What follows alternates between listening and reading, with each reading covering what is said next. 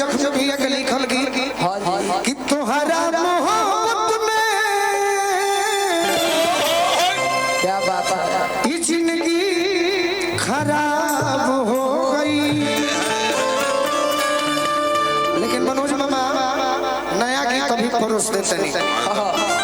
गीत खास करके बिहार पुलिस के जवान खातिर क्या हो शीशा। एक जानी के नया नया शादी भइल छोटे बाबू, शादी भइला के बाद अगले दिन उनकर पियावा परदेश से आए लागल करे।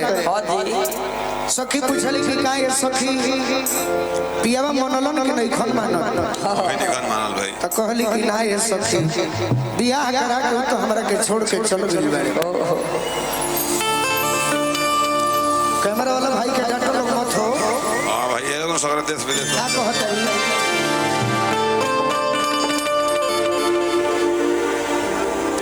Bihar police men's association Aurangabad अध्यक्ष पंकज यादव जी की ओर से क्या बात है, भरत शर्मा जी के लय किया रे गवना करवलो हरि जी। ए भाई हाला करबो तो सुनाई ना, आ सुनाई ना तो मजा आई मजा आई नहीं तो बुझाई नहीं। कितना लोग शांति से बैठल अपने में बिगाड़ ले सका ना बिगाड़ा देखो पर्दा में खुला तो है देखो तो लोग एकरा के कैमरा वाले के लोग।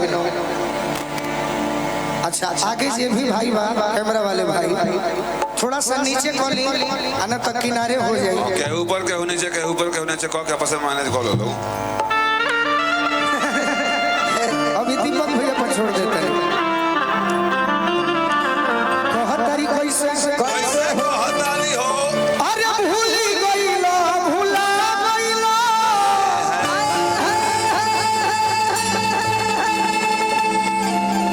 हमरा आँखी के झुलुआ झुला गइलो। हम सुखी के काट हो गइनी ए राजा जी।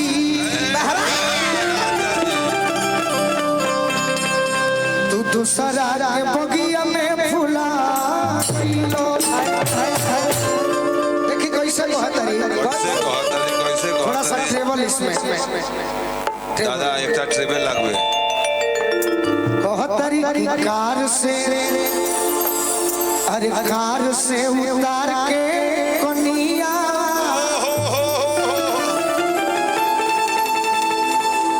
कार से उतार के कनिया परदेश पिया कैसे होला परदेश पिया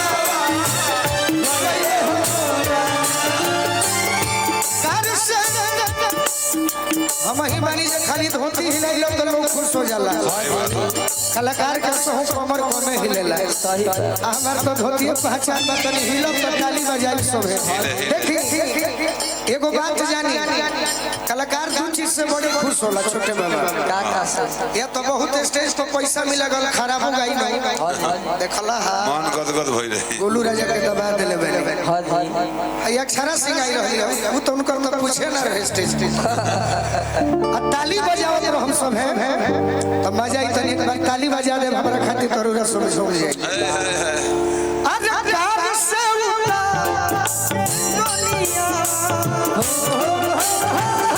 कार से उतार के दुनिया है परदेश पिया परदेश ये आज के इवेंट के अध्यक्ष बड़ी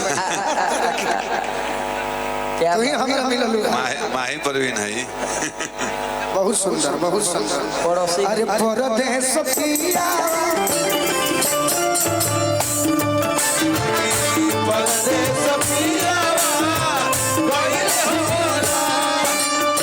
एगो लाइन हम गौले रहनी अरे की होई जाला जिंदगी बेकार हो दिलवा टूटा में बजा होई जाला जिंदगी बेकार